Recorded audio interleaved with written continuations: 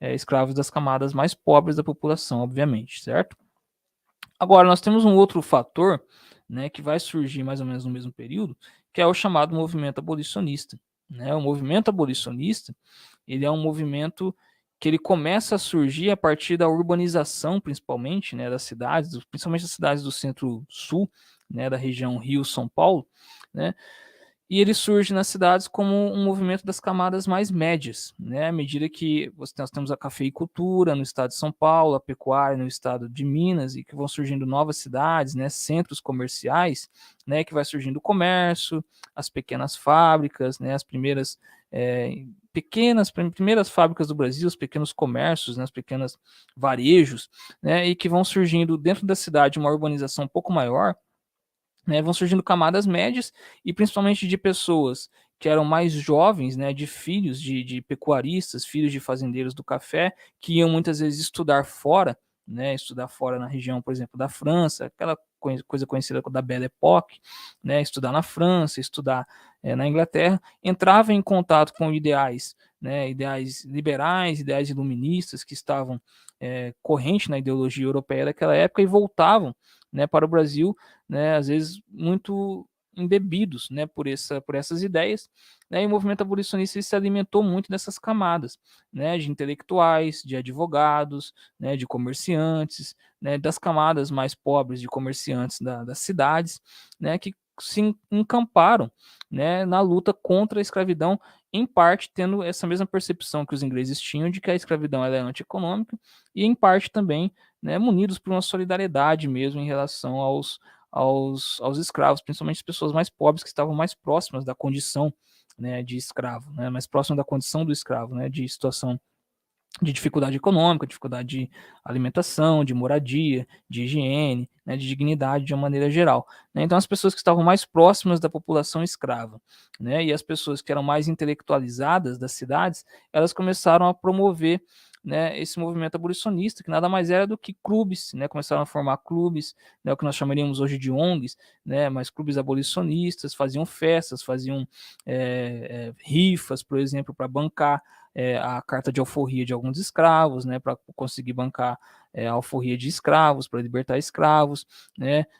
às vezes incendiavam, inclusive, algumas fazendas, né, alguns movimentos mais radicais, né, faziam jornais, né, jornais abolicionistas denunciando que a abolição em quase todos os países do mundo já havia sido feita, né, de que a escravidão já não existia mais em quase todos os países do mundo e que no Brasil ainda continuava existindo, né, então, ou seja, fazendo toda uma série de denúncias, né, em relação à escravidão, né, e formando, então, fomentando esse movimento que ficou conhecido como movimento abolicionista, né, cujo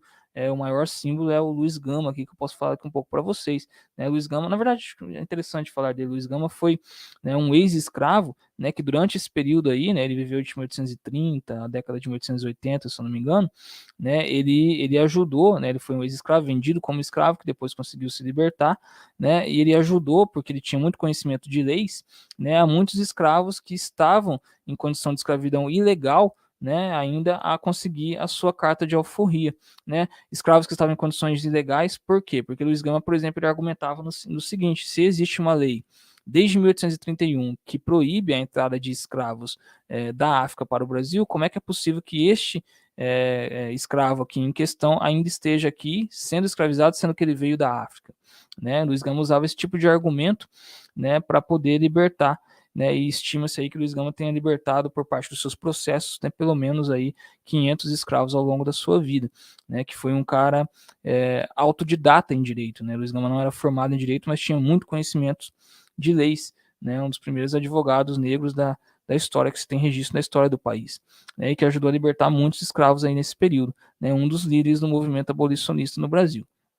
Né? E o movimento abolicionista ele vai assumindo esse caráter, né, anti-escravagista, e ele vai conquistando a partir desses movimentos algumas conquistas importantes, né, vai conquistando algumas leis importantes. A primeira delas talvez seja a lei do ventre livre, né, a chamada lei do ventre livre. Nessas leis elas não têm uma efetividade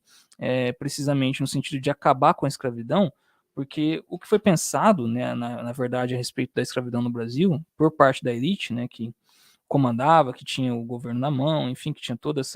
essa estrutura, né, comandada, foi a ideia de que a escravidão deveria acabar no dia em que o último escravo morresse. Né? Essa era a perspectiva que se dava em relação à escravidão no Brasil. Ela era considerada muito necessária por essa elite escravocrata, por esses fazendeiros, por esses latifundiários, para acabar de uma vez. Né? Então foi se concedendo, né, algumas leis que, vamos dizer assim, minimizavam, né, os efeitos da escravidão no Brasil, mas que não acabavam com ela de fato. Né? Uma dessas leis é a Lei do Ventre Livre, né, que é conhecida como Lei do Ventre Livre, porque em 1871 ficou instituído que a partir daquela data, qualquer criança que nascesse de escrava num território, numa fazenda de escravos, seria livre a partir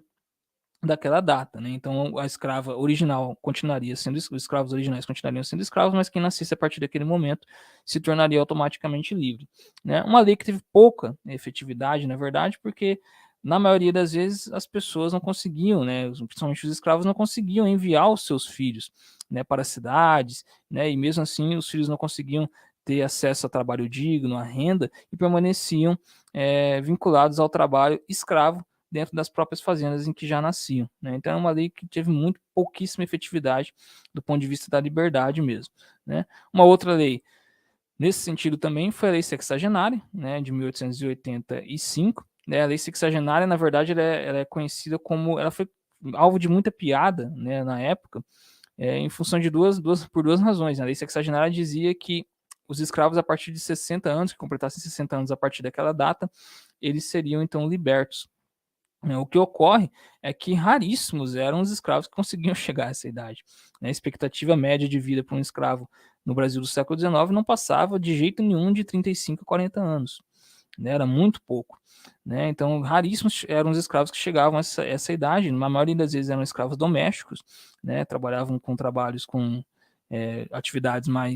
menos braçais, né? E que conseguiam chegar a essa idade. E quando chegava-se a essa idade, né, a lei sexagenária, a cabeça, né, na mentalidade dos fazendeiros da época, era que esse escravo estava dando muito mais prejuízo do que lucro, né, porque ele comia, né, apesar de que não recebia nada, né, ele comia, ele bebia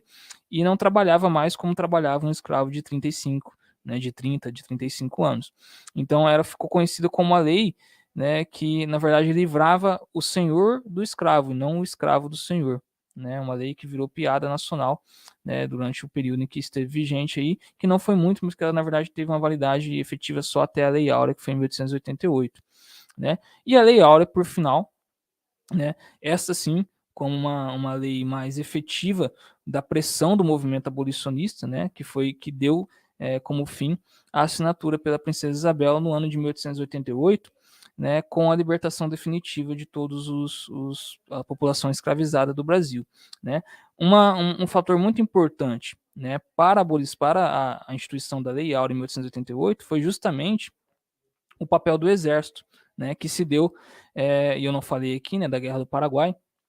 mas que se deu principalmente depois da Guerra do Paraguai. Né? Então, o Exército, nesse período aí, a Guerra do Paraguai acontece na década de 1860, né, ele começa a ter um prestígio muito grande, né, a partir da Guerra do Paraguai, porque o Brasil vence, né, a Guerra do Paraguai, né, junto com, né, também com Uruguai e com a Argentina, né, com os exércitos somados, né, mas ele vence a Guerra do Paraguai e o Exército garante muito prestígio para com a população vê o Exército com bons olhos nesse período. Só que tem um porém, na Guerra do Paraguai, né, foi dito aos escravos que fossem enviados à guerra pelos seus senhores, que se eles voltassem vivos, eles teriam a liberdade. Né, eles iam ganhar a sua carta de alforria bancada pelo Estado brasileiro. E quando esses escravos voltaram vivos, né, muitos desses escravos não tiveram sua liberdade. Na verdade, o Estado se negou a dar liberdade a esses escravos, porque para dar liberdade a esses escravos, eles teriam que indenizar o senhor, né, o dono dos escravos, né, o dono de terras, o dono dos escravos, por esta mercadoria que ele estava perdendo, né, entre aspas. E por conta disso ter um custo muito grande para o Estado, né, o Estado se negou a fazer isso com essa população escrava, e isso gerou um descontentamento dentro do Exército, né, que lutou ao lado dos escravos. Então existia uma relação de solidariedade entre os membros do Exército, né, que haviam lutado ao lado dos escravos, né, muitas vezes escravos tinham salvado, né, a vida de pessoas do Exército, né, e depois da Guerra do Paraguai, quando acontece essa sacanagem, né, do governo imperial para com os escravos que não liberta, né, que não cumpre com o seu dever, que seria libertá-los, né, o exército, essa parte do exército que foi à guerra, começa a se colocar contra o governo imperial de Dom Pedro II, né? Então o exército ele fortalece, né, uma boa parte do exército ele vai fortalecer as fileiras do movimento abolicionista, né, nesse período aí, né? E junto com o movimento, né, abolicionista que ganhou força pelo exército, nós temos o movimento republicano que vai acabar pondo fim ao império no Brasil, né? Então o movimento republicano ele é uma soma, vamos dizer assim, desse prestígio do exército que vai crescendo ao longo do período depois da Guerra do Paraguai, né, junto ao movimento abolicionista que já fazia oposição, né, ao governo de Dom Pedro, e tudo isso se coloca na forma de pressão, né, vamos dizer assim, contra esse governo imperial, né, então contra a desonestidade que foi feita em relação aos escravos por conta da Guerra do Paraguai, né, a promessa não cumprida de liberdade, né, o movimento republicano que já tinha ideais, né, de instaurar uma república no Brasil que fosse mais ideais, na verdade não é correto falar democracia, né, mas ideais mais de um sistema político mais aberto, né, onde fosse presidencialista, onde as pessoas pudessem eleger, né, os seus representantes e não mais por hereditariedade como era no caso da monarquia, né, e a soma também do exército ao movimento republicano e ao movimento abolicionista, ou seja, um conjunto, né, de movimentos se coloca contra o governo, né, e em parte o exército ele participa do movimento abolicionista como participante também do movimento republicano, né, então eles se somam, são movimentos que se somam, né, o exército, vamos dizer assim, uma parte do exército surfa na onda do movimento abolicionista para levar a bandeira da república, né, a pressão para o governo imperial, né, e de fato depois, no ano de 1889, um ano depois, né, da abolição da escravatura, é o exército quem consegue dar definitivamente o golpe, né, e derrubar o governo de Dom Pedro II, né, que já havia sido o último, vamos dizer assim, o último respaldo do governo de Dom Pedro II eram as elites agrárias que ainda tinham escravos, né? Quando essas elites agrárias perdem os seus escravos em 1888, né, nem todas são indenizadas, né? Então, nesse um ano de 1888, de 13 de maio de 1888, quando é aprovada a Lei Áurea e põe fim à escravidão, até 15 de novembro de 1889, quando é proclamada a República, né, é um período em que as elites agrárias, né, esses escravocratas, esses latifundiários, eles vão abandonando o governo, vão deixando de apoiar o governo e vão cada vez mais se juntando ao exército, às figuras mais principais do exército, Deodoro da Fonseca, que vai ser nosso primeiro presidente, né, as figuras do exército, no sentido de já organizar um novo governo que vai vir depois do chamado golpe da proclamação da República em 15 de novembro, certo? E esse é o período, vamos dizer assim, que põe fim ao Império Brasileiro, pessoal. Mas